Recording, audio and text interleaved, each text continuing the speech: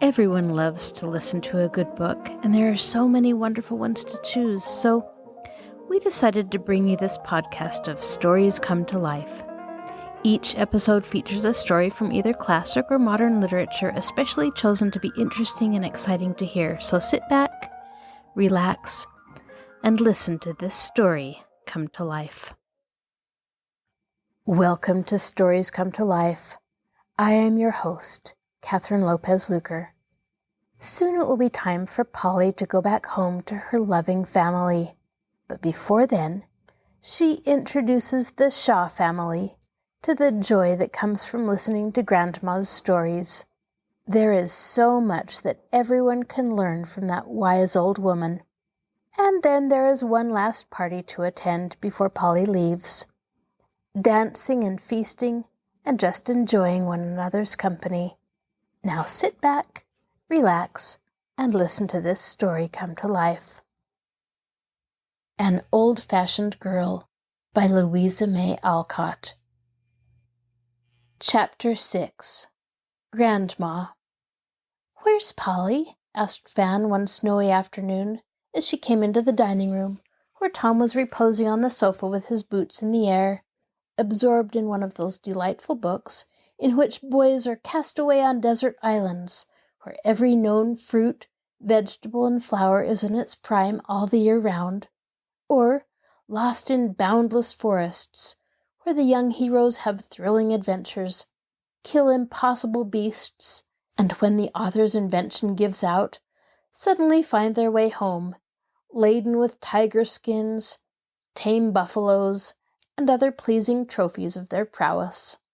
"I dunno," was Tom's brief reply, for he was just escaping from an alligator of the largest size.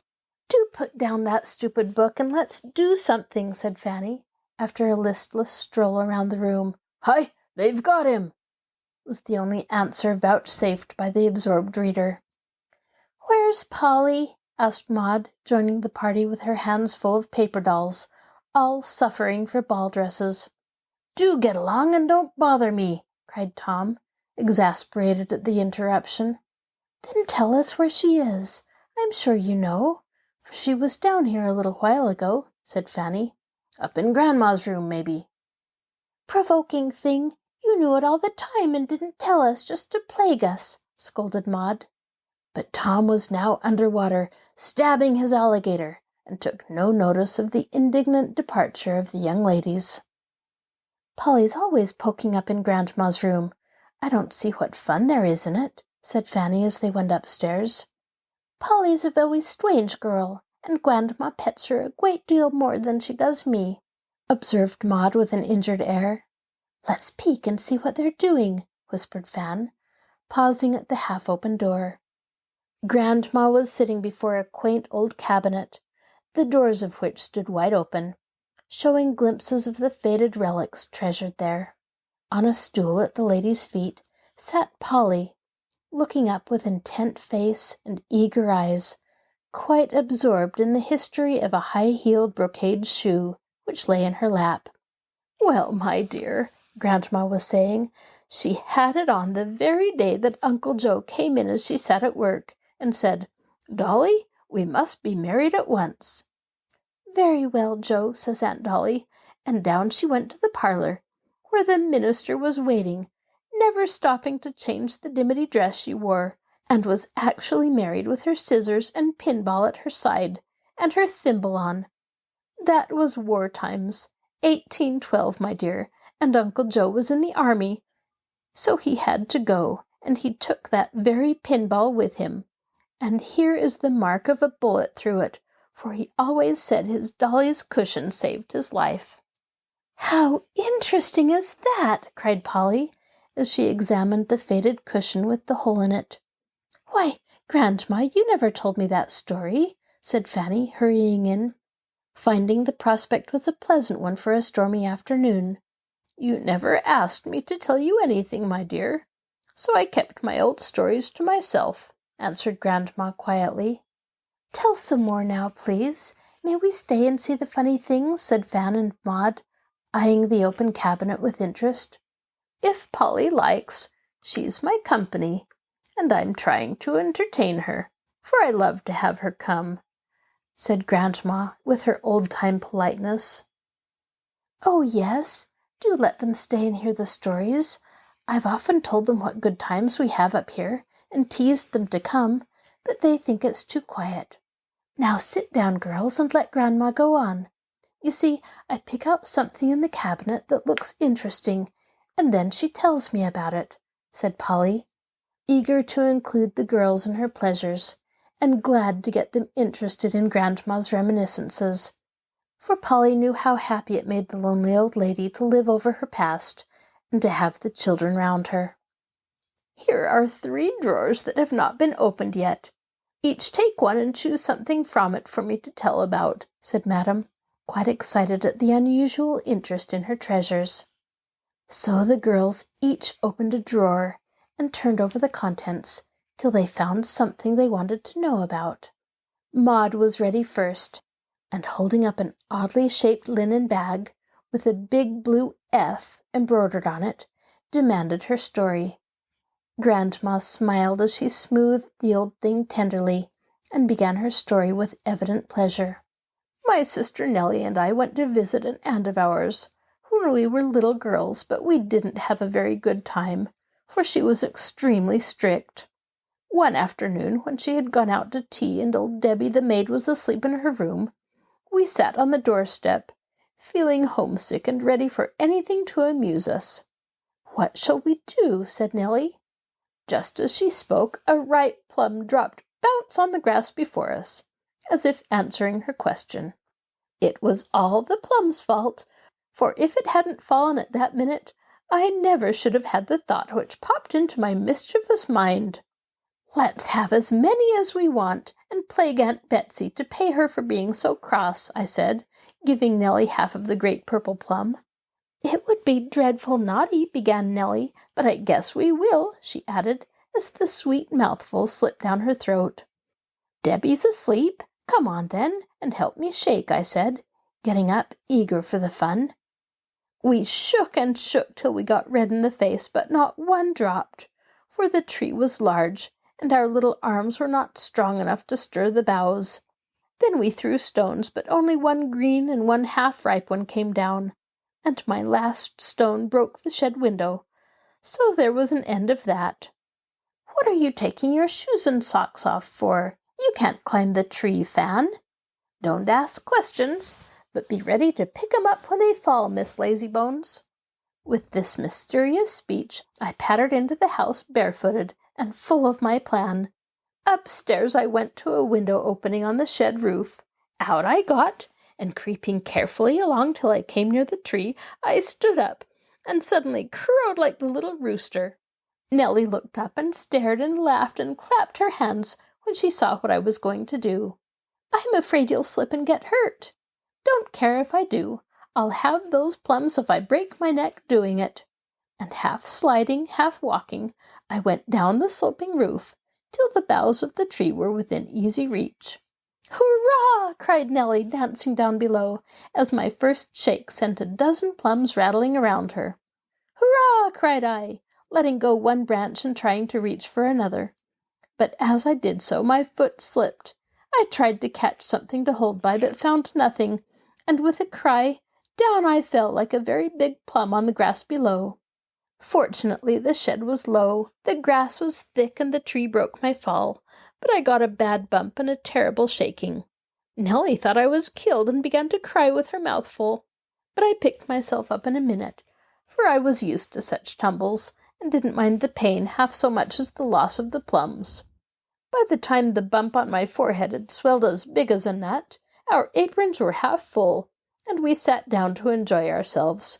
But we didn't.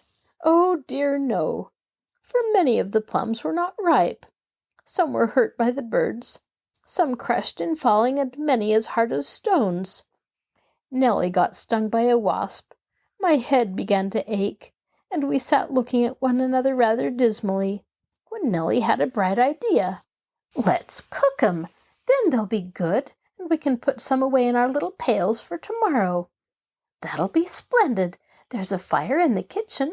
Debbie always leaves the kettle on, and we can use her saucepan. I know where the sugar is, and we'll have a grand time." In we went and fell to work very quietly. It was a large open fireplace, with the coals nicely covered up, and the big kettle simmering on the hook. We raked open the fire, put on the saucepan, and in it put the very best of our plums, with water enough to spoil them. But we didn't know that, and felt very important as we sat waiting for it to boil, each armed with a big spoon, while the sugar box stood between us, ready to be used. "There's too much juice," said Nellie, shaking her head wisely. "It ought to be thick and nice like Mamma's." "I'll pour off some of the juice and we can drink it," said I, feeling that I'd made a mistake in my cooking. So Nellie got a bowl and I got a towel and lifted the big saucepan carefully off. It was heavy and hot, and I was a little afraid of it, but I didn't like to say so. Just as I began to pour, Debbie suddenly called from the top of the stairs, "Children, what under the sun are you doing?" It startled us both. Nellie dropped the bowl and ran. I dropped the saucepan and didn't run, for a part of the hot juice splashed upon my bare feet and ankles and made me scream with dreadful pain. Down rushed Debbie to find me dancing about the kitchen with a great bump on my forehead, a big spoon in my hand, and a pair of bright purple feet. The plums were lying all over the hearth, the saucepan in the middle of the room. The basin was broken, and the sugar swimming about as if the bowl had turned itself over trying to sweeten our mess for us. Debbie was very good to me, for she never stopped to scold but laid me down on the old sofa and bound up my poor little feet with cotton wool. Nellie, seeing me lie white and weak, thought I was dying, and went over to the neighbors for Aunt Betsy, and burst in upon the old ladies, sitting primly at their tea, crying distractedly, "Oh, Aunt Betsy, come quick, for the saucepan fell off the shed and Fan's feet are all boiled purple." Nobody laughed at this funny message, and Aunt Betsy ran all the way home with a muffin in her hand and her ball in her pocket, though the knitting was all left behind. I suffered a great deal, but I wasn't sorry afterwards, for I learned to love Aunt Betsy, who nursed me tenderly and seemed to forget her strict ways in her anxiety for me. This bag was made for my special comfort and hung on the sofa where I lay all those weary days. Aunt kept it full of pretty patchwork, or, what I liked better, ginger nuts and peppermint drops to amuse me. "I like that very well, and I wish I could have been there," was Maud's condescending remark, as she put back the little bag, after a careful peep inside, as if she hoped to find some ancient ginger nut, or a well-preserved peppermint drop, still lingering in some corner. We had plums enough that autumn, but didn't seem to care much about them after all, for our prank became a household joke, and for years we never saw the fruit, but Nellie would look at me with a funny face and whisper, "Purple stockings, Fan." "Thank you, ma'am," said Polly. "Now, Fan, your turn next." "Well, I've a bundle of old letters, and I'd like to know if there's any story about them," answered Fanny, hoping some romance might be forthcoming.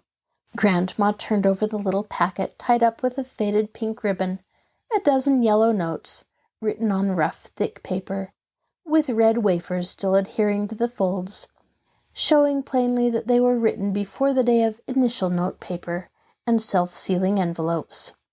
"They are not love letters, dearie, but notes from my mates after I left Mrs. Cotton's boarding school. I don't think there's any story about them." And Grandma read them over with spectacles before the dim eyes, so young and bright when they first read the very same notes. Fanny was about to say, "I'll choose again," when Grandma began to laugh so heartily that the girls felt sure she had caught some merry old memory, which would amuse them. "Bless my heart, I haven't thought of that frolic this 40 years. Poor dear giddy Sally Pomeroy, and she's a great-grandmother now," cried the old lady, after reading one of the notes and clearing the mist off her glasses. "Now, please tell about her. I know it's something funny to make you laugh so," said Polly and Fan together. "Well, it was droll, and I'm glad I remembered it, for it's just the story to tell you young things. It was years ago, began Grandma briskly, and teachers were very much stricter than they are now. The girls at Mrs. Cotton's were not allowed lights in their rooms after 9 o'clock, never went out alone, and were expected to behave like models of propriety from morning till night. As you may imagine, 10 young girls full of spirits and fun found these rules hard to keep, and made up for good behavior in public by all sorts of frolics in private. Mrs. Cotton and her brother sat in the back parlor after school was over, and the young ladies were sent to bed. Mr. John was very deaf, and Miss Priscilla very nearsighted, 2 convenient afflictions for the girls on some occasions. But once they proved quite the reverse, as you shall hear. We had been very prim for a week, and our bottled-up spirits could no longer be contained, so we planned a revel after our own hearts, and set our wits to work to execute it. The first obstacle was surmounted in this way. As none of us could get out alone, we resolved to lower Sally from the window, for she was light and small and very smart. With our combined pocket money, she was to buy nuts and candy, cake and fruit, pie and a candle, so that we might have a light after Betsy took ours away as usual. We were to darken the window of the inner chamber, set a watch in the little entry, light up, and then for a good time. At 8 o'clock on the appointed evening, several of us professed great weariness and went to our room, leaving the rest sewing virtuously with Mrs. Cotton, who read Hannah More's sacred dramas aloud, in a way that fitted the listeners for bed as well as a dose of laudanum would have done. I am sorry to say I was one of the ringleaders, and as soon as we got upstairs, produced the rope provided for the purpose, and invited Sally to be lowered. It was an old-fashioned house, sloping down behind, and the closet window chosen by us was not many feet from the ground. It was a summer evening, so that at 8 o'clock it was still light, but we were not afraid of being seen, for the street was a lonely one, and our only neighbors, 2 old ladies who put down their curtains at sunset, and never looked out till morning. Sally had been bribed by promises of as many goodies as she could eat, and being a regular madcap, she was ready for anything. Tying the rope around her waist, she crept out, and we let her safely down, sent a big basket after her, and saw her slip round the corner in my big sunbonnet and another girl's shawl, so that she should not be recognized.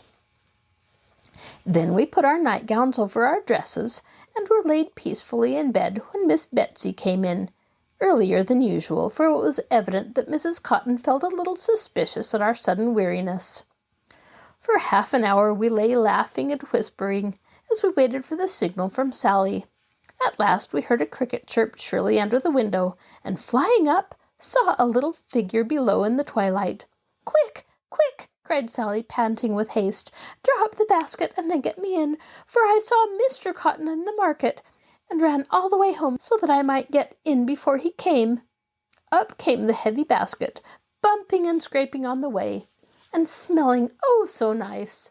Down went the rope, and with a long pull, a strong pull, and a pull all together, we hoisted poor Sally halfway up to the window, when, sad to say, the rope slipped and down she fell, only being saved from broken bones by the haycock under the window.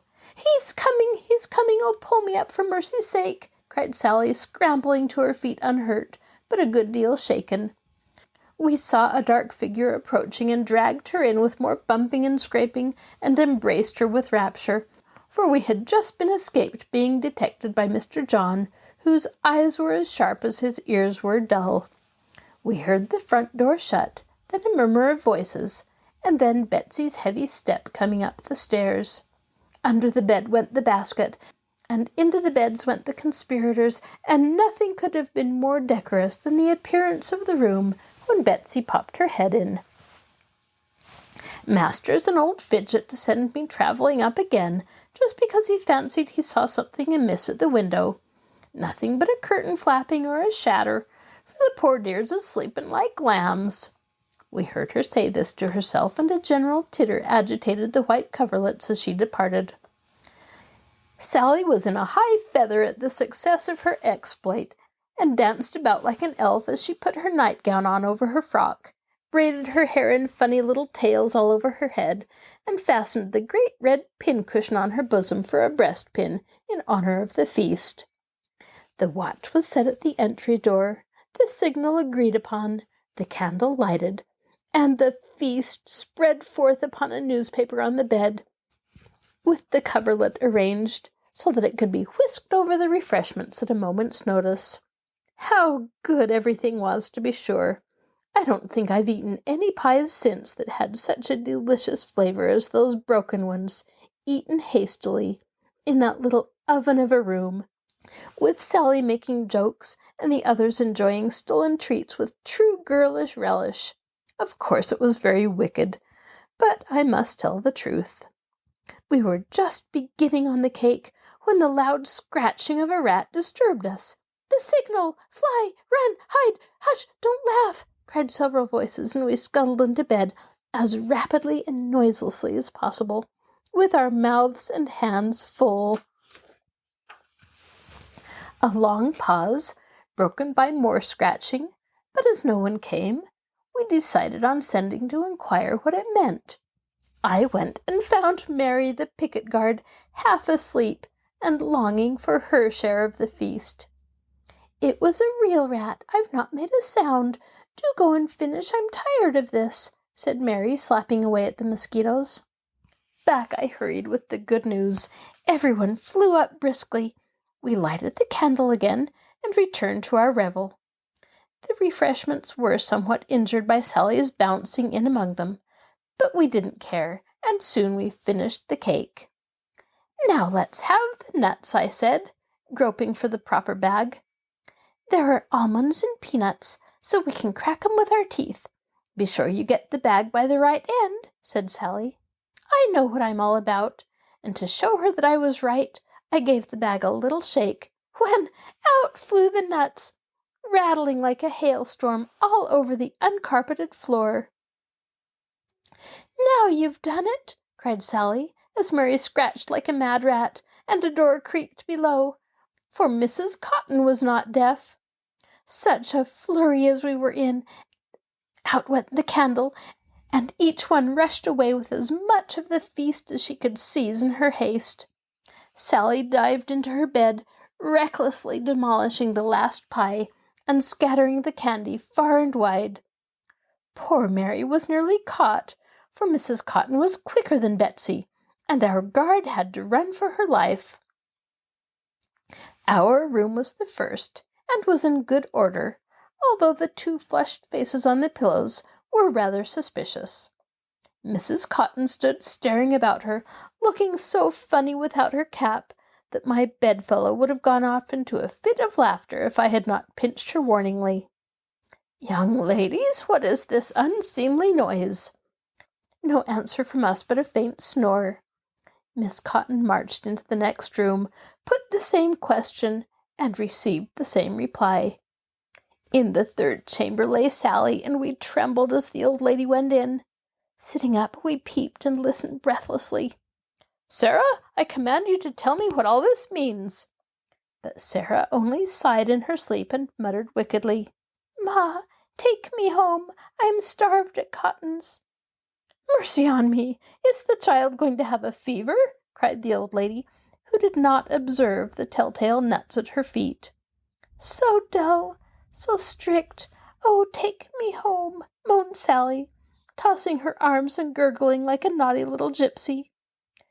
That last bit of acting upset the whole concern, for as she tossed her arms, she showed that big red cushion on her breast. Nearsighted as she was, that ridiculous object could not escape Mrs. Cotton. Neither did the orange that rolled out from under the pillow, nor the boots appearing at the foot of the bed.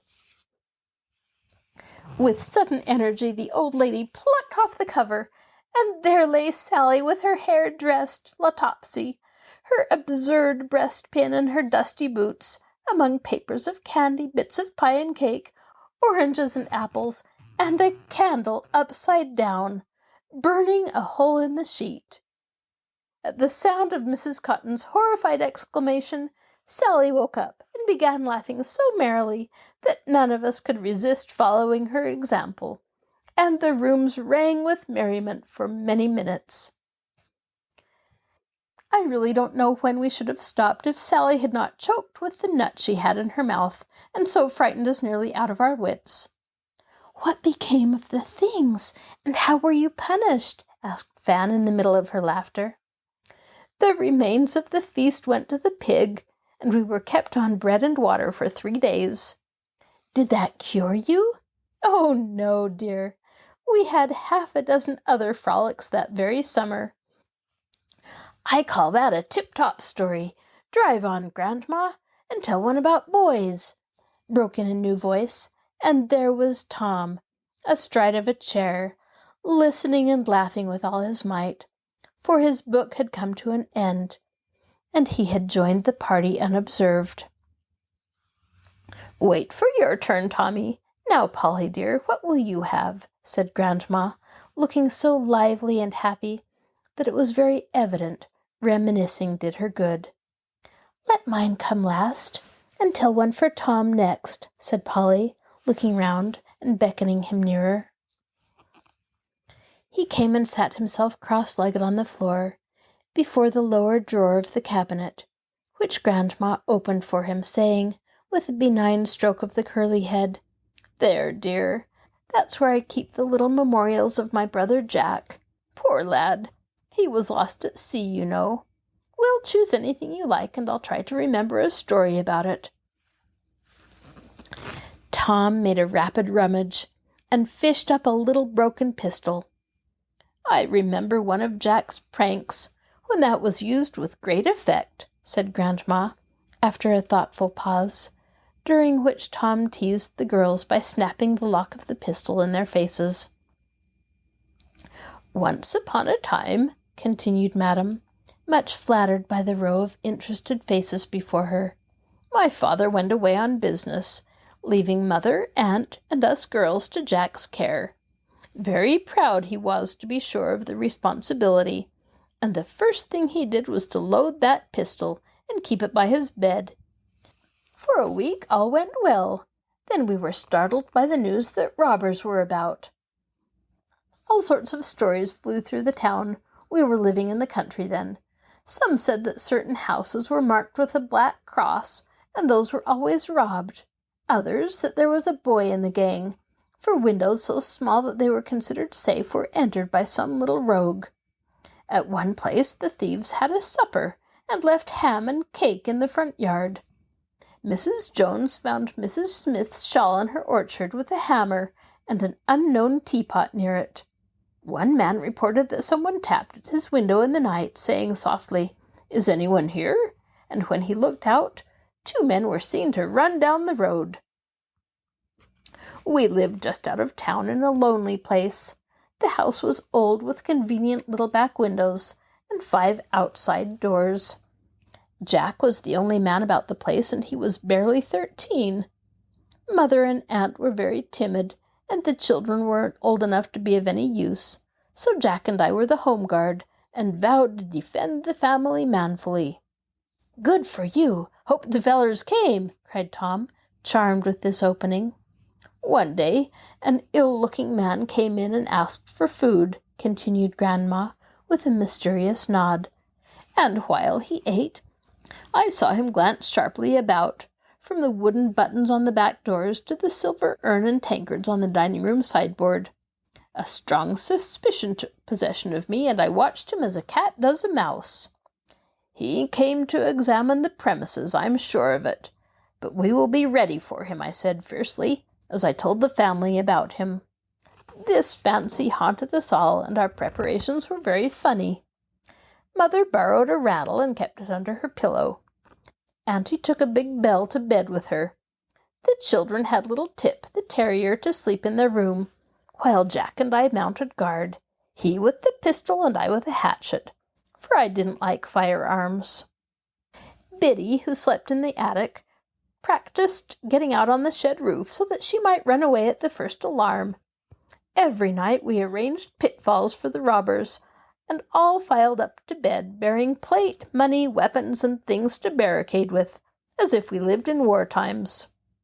We waited a week, and no one came, so we began to feel rather slighted, for the other people got a scare, as Tom says, and after all our preparations, we really felt a trifle disappointed that we had no chance to show our courage. At last, a black mark was found upon our door, and a great panic ensued, for we felt that now our time had come. That night we put a tub of water at the bottom of the back stairs, and a pile of tin pans at the top of the front stairs, so that any attempt to come up would produce a splash or a rattle. Bells were hung on door handles, sticks of wood piled up in dark corners for robbers to fall over, and the family retired, all armed, and all provided with lamps and matches. Jack and I left our doors open, and kept asking one another if we didn't hear something, till he fell asleep. I was wakeful and lay listening to the crickets till the clock struck 12. Then I got drowsy, and was just dropping off, when the sound of steps outside woke me up, staring wide awake. Creeping to the window, I was in time to see by the dim moonlight a shadow glide round the corner and disappear. A queer little thrill went over me, but I resolved to keep quiet till I was sure something was wrong, for I had given so many false alarms I didn't want Jack to laugh at me again. Popping my head out of the door, I listened, and presently heard a scraping sound near the shed. There they are, but I won't rouse the house till the bell rings or the pans fall. The rogues can't go far without a clatter of some sort, and if we could only catch one of them, we should get the reward and a great deal of glory, I said to myself, grasping my hatchet firmly. A door closed softly below, and a step came creeping toward the back stairs. Sure now of my prey, I was just about to scream, "Jack!" when something went splash into the tub at the foot of the back stairs. In a minute, everyone was awake and up, for Jack fired his pistol before he was half out of bed, and roared fire so loud it roused the house. Mother sprang her rattle. Aunt rang her bell. Jip barked like mad, and we all screamed, while from below came up a regular Irish howl. Someone brought a lamp, and we peeped down anxiously to see our own silly Biddy sitting in the tub, wringing her hands and wailing dismally. "Oh, murther, and it's killed I am! The saints'll be about us! However did I come into this pickle? Just creeping in quiet after a bit of a stroll with Mike Mahoney, me own boy, that's to marry me entirely come St. Patrick's Day next." We laughed so hard we could hardly fish the poor thing up, or listen while she explained that she had slipped out of her window for a word with Mike, and found it fastened when she wanted to come back, so she sat on the roof trying to discover the cause of this mysterious barring out till she was tired, when she prowled round the house till she found a cellar window open and unfastened, after all our care, and got in quite cleverly, she thought. But the tub was a new arrangement which she knew nothing about, and when she fell into the sea, as she said, she was bewildered and could only howl. This was not all the damage either, for Aunt fainted with the fright. Mother cut her hand with a broken lamp. The children took cold hopping about on the wet stairs. Jip barked himself sick. I sprained my ankle, and Jack not only smashed a looking-glass with his bullets, but spoiled his pistol by the heavy charge put in it. After the damages were repaired and the flurry was well over, Jack confessed that he had marked the door for fun, and shut Biddy out as a punishment for gallivanting, of which he didn't approve. Such a rogue that boy was. "But didn't the robbers ever come?" cried Tom, enjoying the joke, but feeling defrauded of the fight. "Never, my dear. But we had our scare and tested our courage, and that was a great satisfaction, of course," answered Grandma placidly. "Well, I think you were the bravest of the lot. I'd like to have seen you flourishing round there with your hatchet," added Tom admiringly, and the old lady looked as much pleased with this compliment as if she had been a girl. "I choose this," said Polly, holding up a long white kid glove. shrunken and yellow with time, but looking as if it had a history. "Ah, now that has a story worth telling," cried Grandma, adding proudly, "Treat that old glove respectfully, my children, for Lafayette's honored hand has touched it." "Oh, Grandma, did you wear it? Did you see him?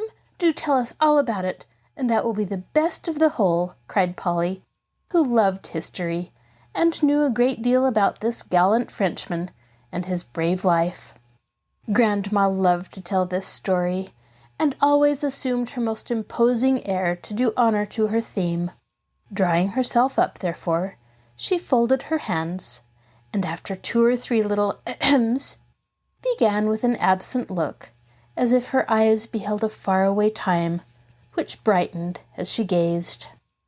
"The time when I saw Lafayette was in 1825. Old Josiah Quincy was mayor of the city, and he sent Aunt word that the Marquis Lafayette wished to pay his respects to her. Of course she was delighted, and we all flew about to make ready for him. Aunt was an old lady, but she made a grand toilette, and was as anxious to look well as any girl." "What did she wear?" asked Fan with interest. "She wore a steel-colored satin, trimmed with black lace, and on her cap was pinned a Lafayette badge of white satin. I shall never forget how beautifully she looked as she sat in state on the front parlor sofa, right under a great portrait of her first husband, and on either side of her sat Madame Storer and Madame Williams, elegant to behold in their stiff silks, rich lace, and stately turbans. We don't see such splendid old ladies nowadays." "I think we do, sometimes," said Polly slyly. Grandma shook her head, but it pleased her very much to be admired, for she had been a beauty in her day. As Lafayette approached, the 3 old ladies arose, and curtsied with the utmost dignity. Lafayette bowed first to the governor's picture, then to the governor's widow, and kissed her hand. That was droll, for on the back of her glove was stamped Lafayette's likeness, and the gallant old gentleman kissed his own face. Then some of the young ladies were presented, and as if to escape any further self-salutations, the Marquis kissed the pretty girls on the cheek. "Yes, my dears, here is just the spot where the dear old man saluted me. I'm quite as proud of it now as I was then, for he was a brave, good man, and helped us in our trouble. He did not stay long, but we were very merry, drinking his health, receiving his compliments, and enjoying the honor he did us. Down the street there was a crowd, of course, and when he left, they wanted to take out the horses and drag him home in triumph. But he didn't wish it, and while that affair was being arranged, we girls had been pelting him with the flowers, which we tore from the vases, the walls, and our own topknots, to scatter over him. He liked that, and laughed, and waved his hand to us while we ran, and pelted, and begged him to come again. We young folks quite lost our heads that night, and I haven't a very clear idea of how I got home. The last thing I remember was hanging out of the window with a flock of girls, watching the carriage roll away, while the crowd cheered as if they were mad. Bless my heart, it seems as if I heard him now. Hurrah for Lafayette and Mayor Quincy! Hurrah for Madame Hancock and the pretty girls! Hurrah for Colonel May! 3 cheers for Boston! Now then, hurrah! Hurrah! Hurrah! And here the old lady stopped, out of breath, with her cap askew, her spectacles on the end of her nose, and her knitting much the worse for being waved enthusiastically in the air, while she hung over the arm of her chair, shrilly cheering an imaginary Lafayette. The girls clapped their hands, and Tom hurrahed with all his might, saying when he got his breath, "Lafayette was a regular good egg. I always liked him." "My dear, what a disrespectful way to speak of that great man," said Grandma, shocked at young America's irreverence. "Well, he was a good egg anyway, so why not call him one?" asked Tom, feeling that the objectionable term was all that could be desired. "What odd Gloves you wore then, interrupted Fanny, who had been trying on the much-honored glove and finding it a tight fit. Much better and cheaper than we have now, returned Grandma, ready to defend the good old times against every insinuation. You are an extravagant set nowadays, and I really don't know what you are coming to. Grandma looks tired. Let's go and play in the drawing-room, said Maud, who found the conversation getting beyond her depth. Let's all kiss and thank Grandma for amusing us so nicely before we go, whispered Polly. Maud and Fanny agreed, and Grandma looked so gratified by their thanks that Tom followed suit, merely waiting till those girls were out of sight to give the old lady a hearty hug and a kiss on the very cheek Lafayette had saluted. When he reached the playroom, Polly was sitting in the swing, saying very earnestly, I always told you it was nice up in Grandma's room, and now you see it is. I wish you'd go oftener. She longs to have you, and likes to tell stories and do pleasant things. Only she thinks you don't care for her quiet sort of fun. I do, anyway, and I think she's the kindest, best old lady that ever lived, and I love her dearly. I didn't say she wasn't.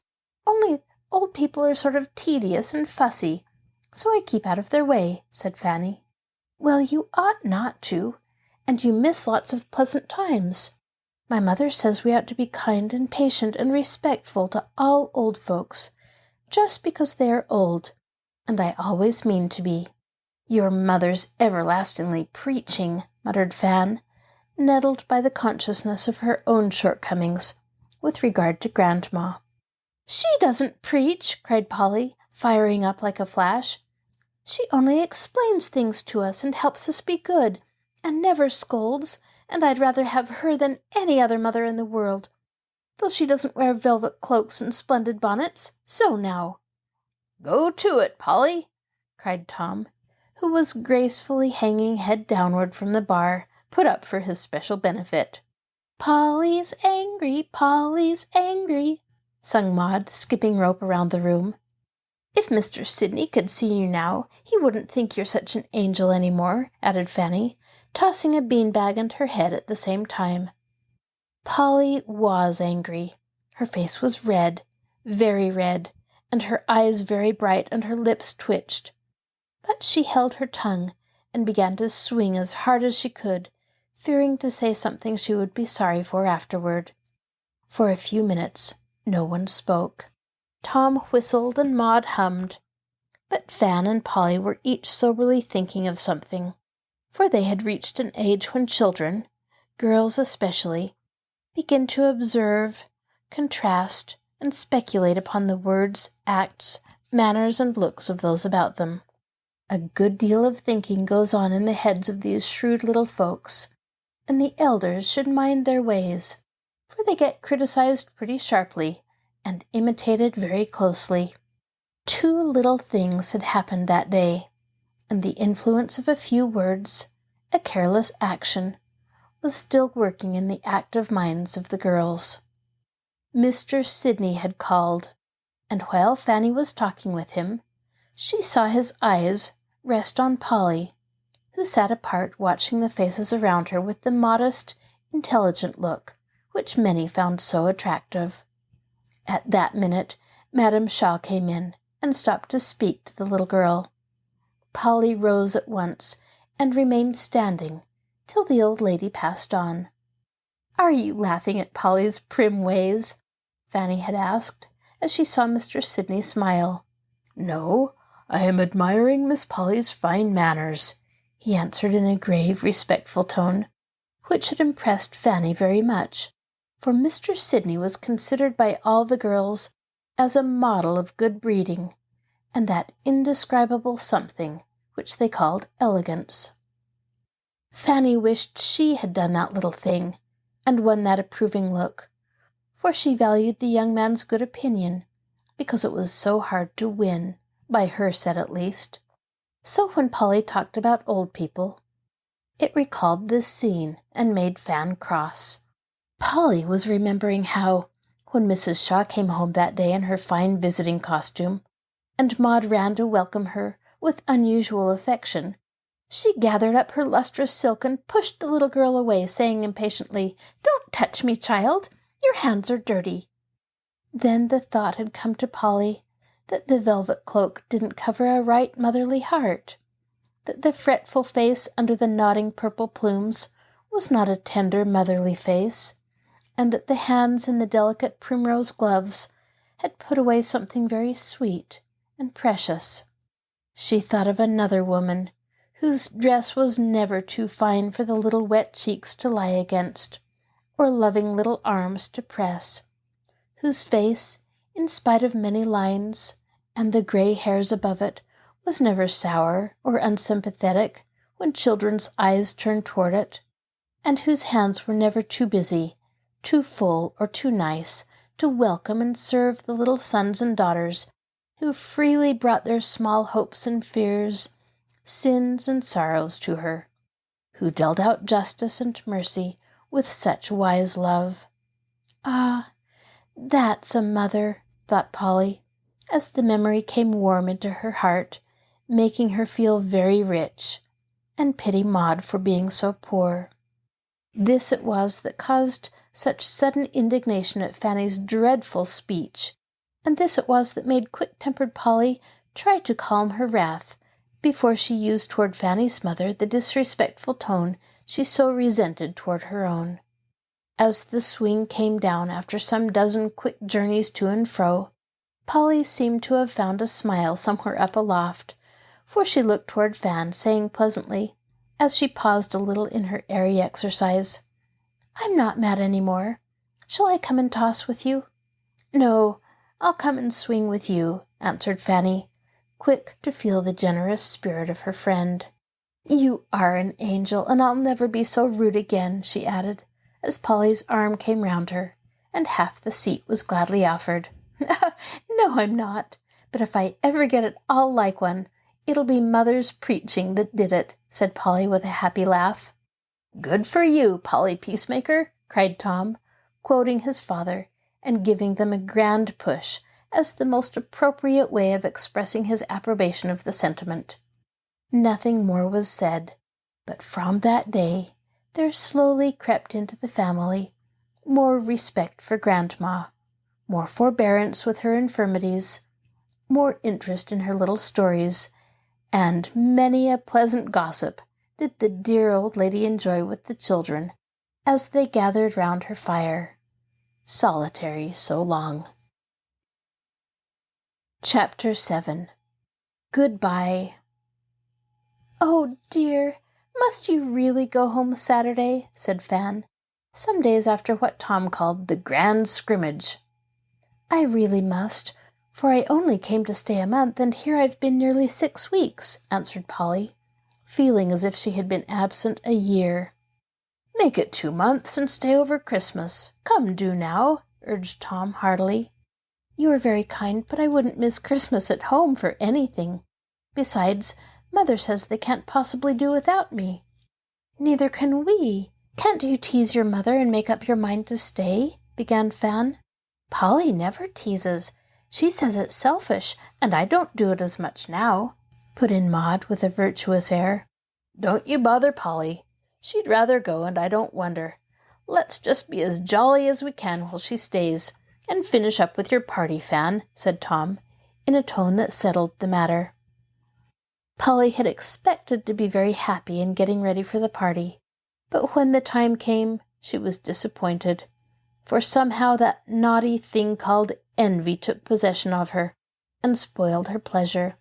Before she left home, she thought her new white muslin dress, with its fresh blue ribbons, the most elegant and proper costume she could have. But now, when she saw Fanny's pink silk, with a white tarlatan tunic, and innumerable puffings, bows, and streamers, her own simple little toilette lost all its charms in her eyes, and looked very babyish and old-fashioned. Even Maud was much better dressed than herself, and looked very splendid in her cherry-colored and white suit, with a sash so big she could hardly carry it, and little white boots with red buttons. They both had necklaces and bracelets, earrings and brooches, but Polly had no ornament, except the plain locket on a bit of blue velvet.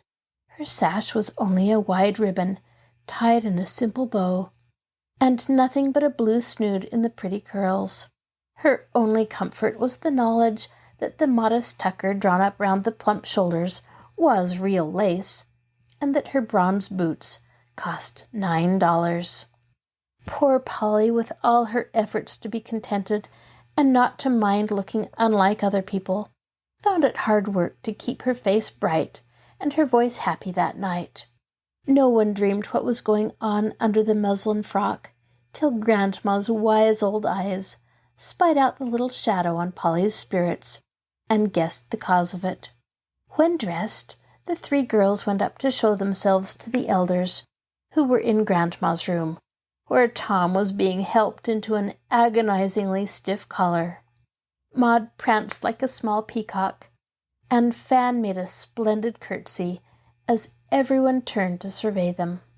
But Polly stood still, and her eyes went from face to face with an anxious, wistful air, which seemed to say, "I know I'm not right, but I hope I don't look very bad." Grandma read the look in a minute, and when Fanny said with a satisfied smile, "How do we look?" she answered, drawing Polly toward her so kindly, "Very like the fashion plates you got the patterns of your dresses from. But this little costume suits me best." "Do you really think I look nice?" And Polly's face brightened, for she valued the old lady's opinion very much. "Yes, my dear, you look just as I like to see a child of your age look. What particularly pleases me is that you have kept your promise to your mother, and haven't let anyone persuade you to wear borrowed finery. Young things like you don't need any ornaments but those you wear tonight. Youth, health, intelligence, and modesty." As she spoke, Grandma gave a tender kiss that made Polly glow like a rose, and for a minute she forgot that there were such things as pink silk and coral earrings in the world. She only said, "Thank you, ma'am," and heartily returned the kiss, but the words did her good, and her plain dress looked charming all of a sudden. "Polly's so pretty it don't matter what she wears," observed Tom, surveying her over his collar with an air of calm approval. "She hasn't any boitelles to her dress, and I have," said Maud, settling her ruffled bands over her shoulders, which looked like cherry-colored wings on a stout little cherub. "I did wish she'd just wear my blue set. Ribbon is so plain. But as Tom said, it don't matter much." And Fanny gave an effective touch to the blue bow above Polly's left temple. "She might wear flowers. They always suit young girls," said Mrs. Shaw, privately thinking that her own daughters looked much the best, yet conscious that blooming Polly had the most attractive face. "Bless me, I forgot my posies in admiring the bells. Hand them out, Tom." And Mr. Shaw nodded toward an interesting-looking box that stood on the table. Seizing them wrong side up, Tom produced 3 little bouquets, all different in color, size, and construction. "Why, Papa, how very kind of you!" cried Fanny, who had not dared to receive even a geranium leaf since the late scrape. "Your father used to be a very gallant young gentleman once upon a time," said Mrs. Shaw with a simper. "Ah, Tom, it's a good sign when you find time to think of giving pleasure to your little girls." And Grandma patted her son's bald head as if he wasn't more than 18. Thomas Jr. had given a somewhat scornful sniff at first, but when Grandma praised his father, the young man thought better of the matter, and regarded the flowers with more respect as he asked, "Which is for which?" "Guess," said Mr. Shaw, pleased that his unusual demonstration had produced such an effect. The largest was a regular hothouse bouquet of tea rosebuds, scentless heath, and baby's breath. The second was just a handful of sweet peas and mignonette, with a few cheerful pansies and 1 fragrant little rose in the middle. The third, a small posy of scarlet verbenas, white feverfew, and green leaves. "Not hard to guess. the smart one for Fan, the sweet one for Polly, and the bright one for Pug. Now then, catch hold, girls." And Tom proceeded to deliver the nosegays with as much grace as could be expected from a youth in a new set of clothes and very tight boots. "That finishes you off just right, and is a very pretty attention of Papa's. Now run down, for the bell has rung, and remember not to dance too often, Fan. Be as quiet as you can, Tom, and Maud, don't eat too much supper. Grandma will attend to things, for my poor nerves won't allow me to come down." With that, Mrs. Shaw dismissed them, and the four descended to receive the first batch of visitors, several little girls, who had been asked for the express purpose of keeping Maud out of her sister's way. Tom had likewise been propitiated by being allowed to bring his 3 bosom friends, who went by the schoolboy names of Rumple, Sherry, and Spider. "They will do to make up sets, as gentlemen are scarce, and the party is for Polly, so I must have some young men on her account," said Fanny, when sending out her invitations. Of course the boys came early and stood about in corners, looking as if they had more arms and legs than they knew what to do with. Tom did his best to be a good host, but ceremony oppressed his spirits, and he was forced to struggle manfully with the wild desire to propose a game of leapfrog, for the long drawing-rooms, cleared for dancing, tempted him sorely. Polly sat where she was told, and suffered bashful agonies as Fan introduced very fine young ladies and very stiff young gentlemen, who all said about the same civil things, and then appeared to forget all about her.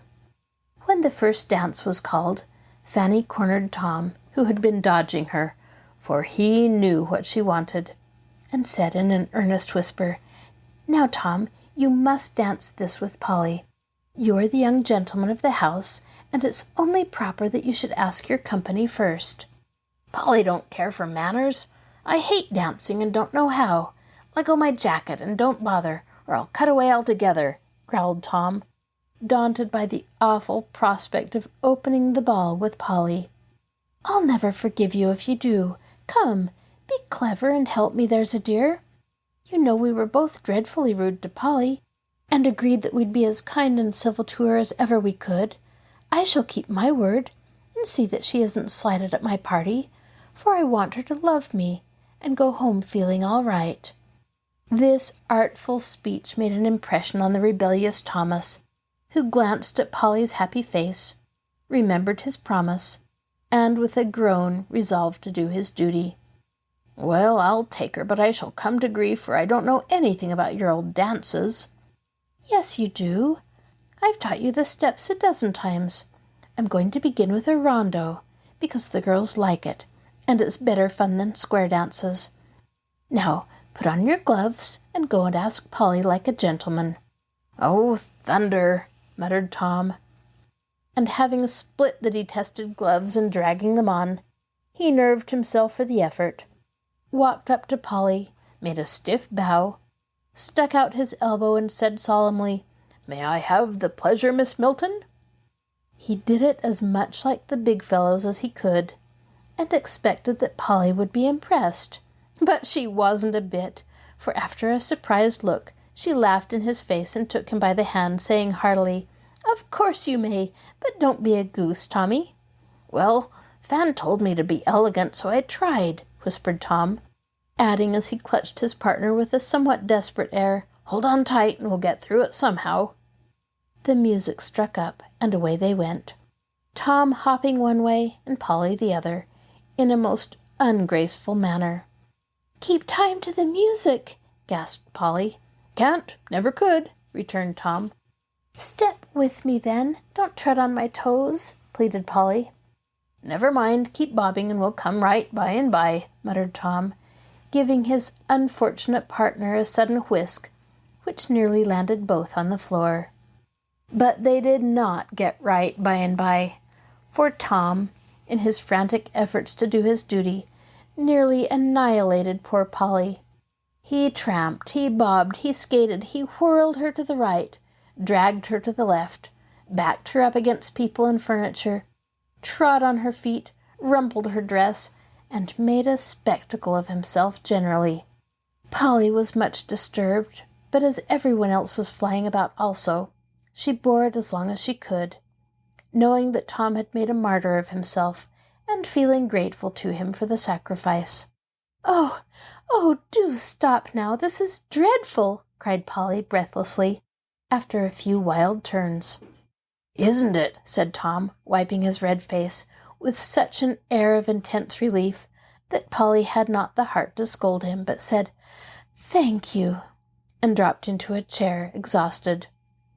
"I know I've made a guy of myself, but Fan insisted on it, for fear you'd be offended if I didn't go the first dance with you," said Tom remorsefully, watching Polly as she settled the bow of her crushed sash, which Tom had used as a sort of handle by which to turn and twist her.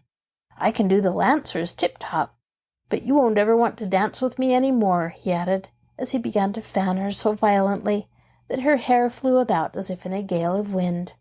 "Yes, I will, I'd like to, and you shall put your name down here on the sticks of my fan. That's the way Trick says, when you don't have a ball book." Looking much gratified, Tom produced the stump of a lead pencil and wrote his name with a flourish, saying as he gave it back, "Now I'm going to go get Sherry, or some of the other fellows that do the rondo really well, so you can have a real good go before the music stops." Off went Tom, but before he could catch any eligible partner, Polly was provided with the best dancer in the room. Mr. Sidney had seen and heard the whole thing, and though he laughed quietly, he liked honest Tom and good-natured Polly all the better for their simplicity. Polly's foot was keeping time to the lively music, and her eyes were fixed wistfully on the smooth gliding couples before her, when Mr. Sidney came to her, saying in the pleasant yet respectful way she liked so much, "Miss Polly, can you give me a turn?" "Oh, yes, I'm dying for another." And Polly jumped up, with both hands out, and such a grateful face that Mr. Sidney resolved she should have as many turns as she liked. This time all went well, and Tom, returning from an unsuccessful search, was amazed to behold Polly circling gracefully about the room, guided by a most accomplished partner. "Ah, that's something like," he thought, as he watched the bronze boots retreating and advancing in perfect time to the music. "Don't see how Sidney does the steering so well, but it must be fun, and by Jupiter, I'll learn it," added Shaw Jr., with an emphatic gesture, which burst the last buttons off his gloves. Polly enjoyed herself till the music stopped, and before she had time to thank Mr. Sidney as warmly as she wished, Tom came up to say with his most lordly air, "You danced splendidly, Polly. Now you just show me anyone you like the looks of, and I'll get him for you, no matter who he is." "I don't want any of the gentlemen. They're so stiff and don't care to dance with me. But I like those boys over there, and I'll dance with any of them if they're willing," said Polly after a survey. "I'll trot out the whole lot." And Tom gladly brought up his friends, who all admired Polly immensely, and were proud to be chosen instead of the big fellows. There was no sitting still for Polly after that, for the lads kept her going at a great pace, and she was so happy she never saw or suspected how many little maneuvers, heart-burnings, displays of vanity, affectation, and nonsense were going on all around her. She loved dancing and entered into the gaiety of the scene with a heartiness that was pleasant to see.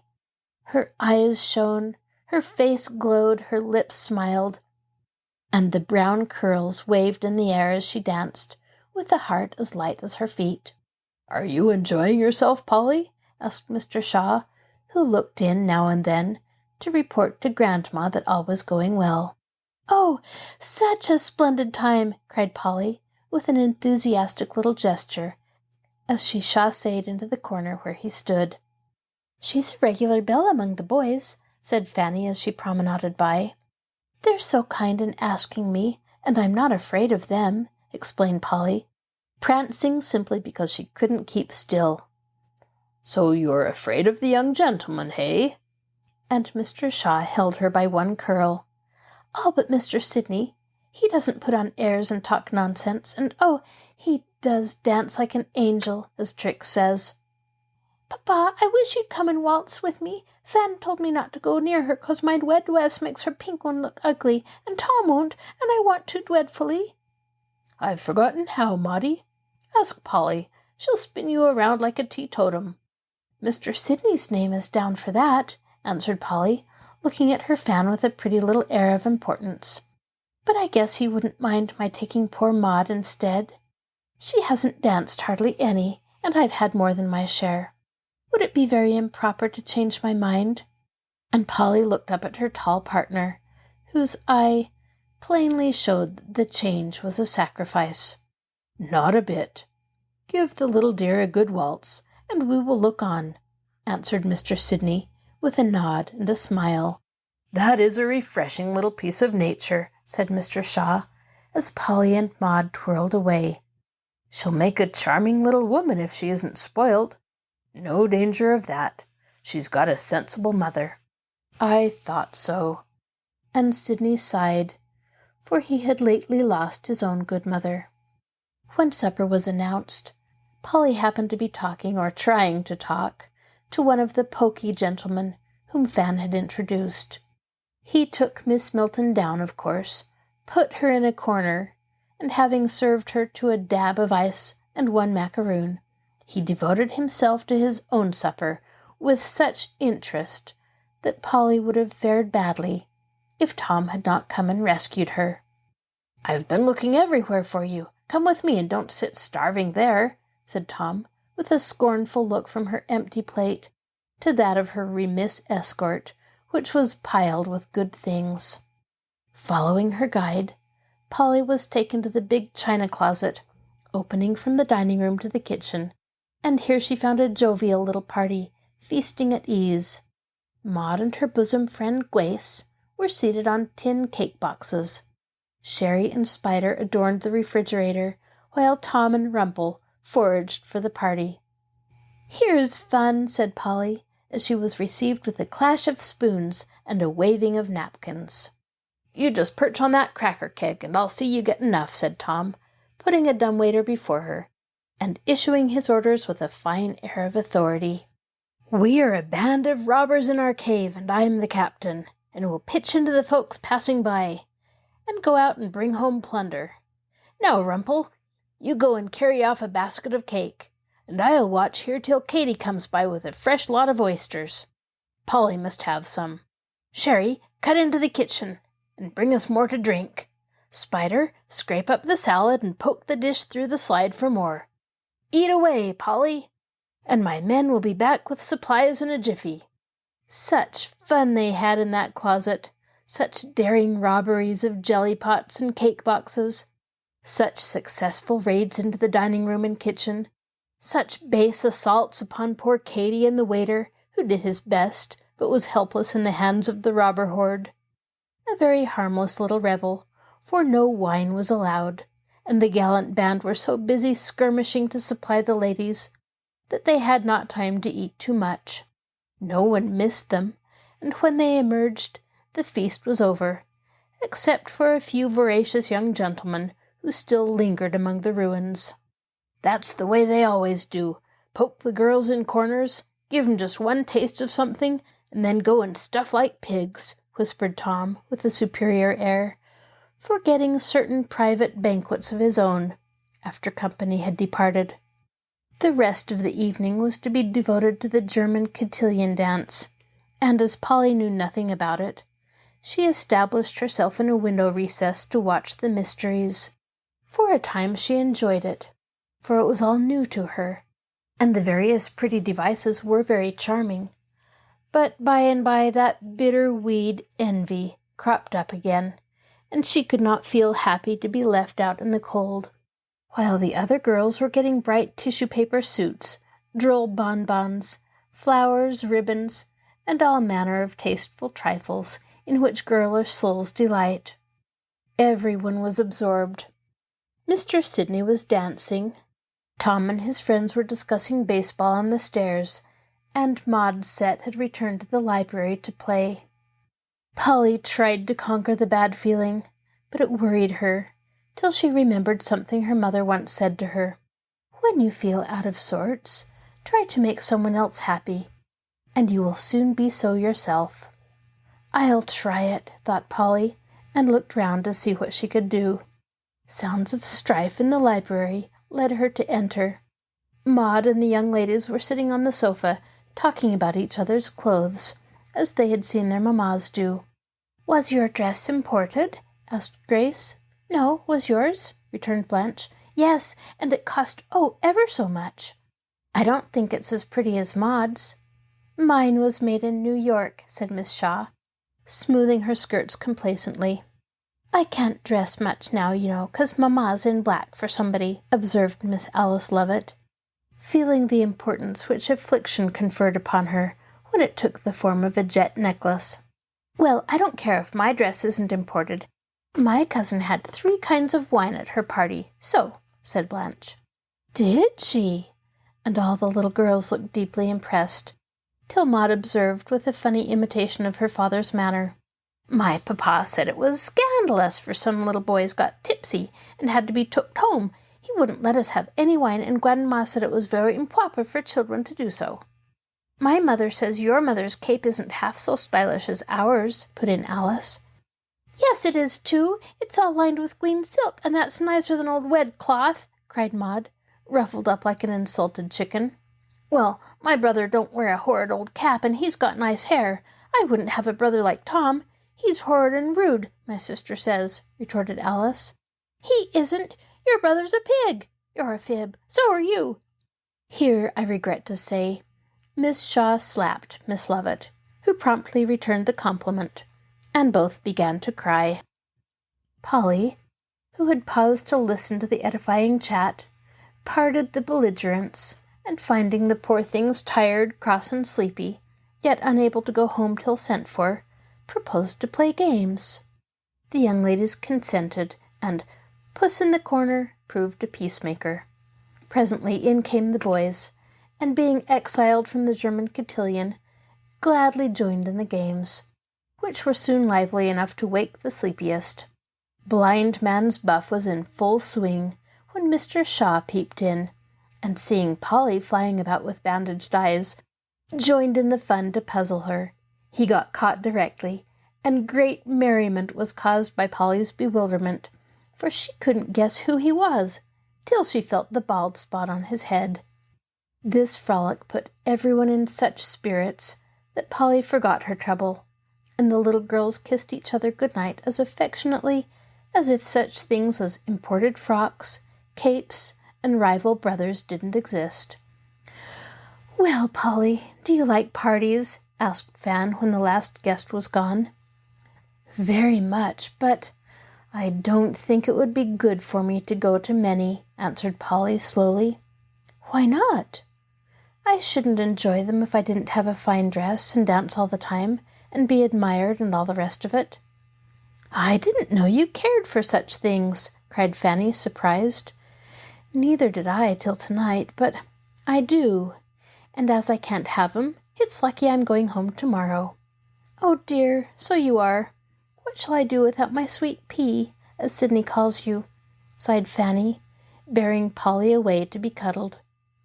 Everyone echoed the exclamation the next day, and many loving eyes followed the little figure in the drab frock as it went quietly about, doing for the last time the small services which would help to make its absence keenly felt.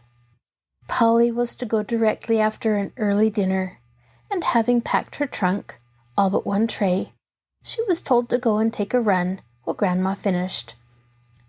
Polly suspected that some pleasant surprise was going to be put in, for Fan didn't offer to go with her. Maud kept dodging about with something under her apron, and Tom had just whisked into his mother's room in a mysterious manner. So Polly took the hint and went away, rejoicing in the thought of the unknown treasures she was to carry home. Mr. Shaw had not said he should come home so early, but Polly thought he might, and went to meet him. Mr. Shaw didn't expect to see Polly, for he had left her very busy. And now a light snow was falling, but as he turned into the mall, there was the round hat, and under it the bright face, looking all the rosier for being powdered with snowflakes, as Polly came running to meet him. "There won't be anyone to help the old gentleman safely home tomorrow," he said, as Polly took his hand in both of hers, with an affectionate squeeze. "Yes, there will. See if there isn't," cried Polly, nodding and smiling, for Fan had confided to her that she meant to try it after her friend had gone. "I'm glad of it. But, my dear, I want you to promise that you will come to us and make us a visit every winter.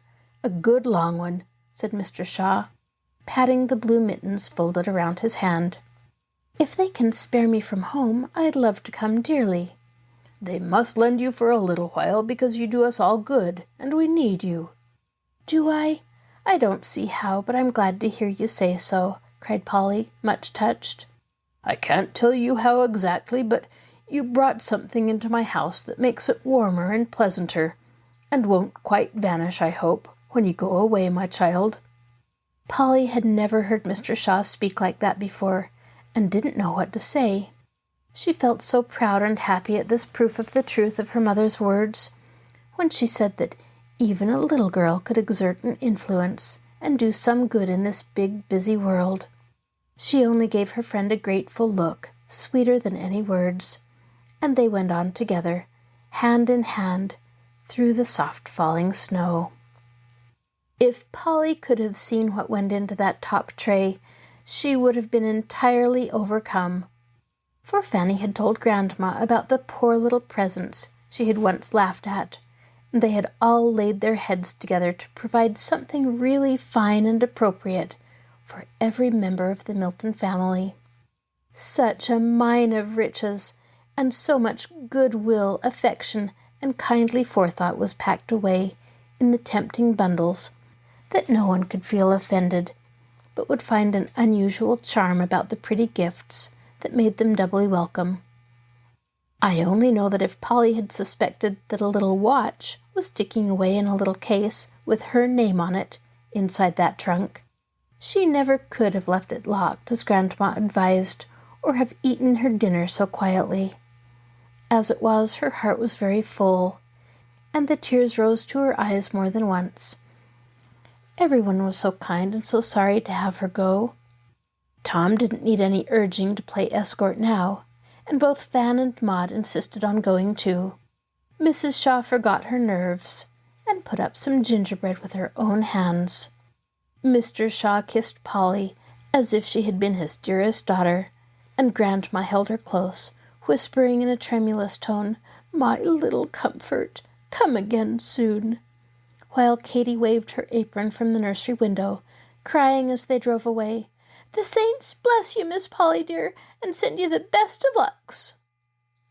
But the crowning joke of all was Tom's goodbye, for when Polly was fairly settled in the car, the last "all aboard" uttered, and the train in motion, Tom suddenly produced a knobbly little bundle, and thrusting it in at the window, while he hung on in some breakneck fashion, said with a droll mixture of fun and feeling in his face, "It's horrid, but you wanted it, so I put it in to make you laugh.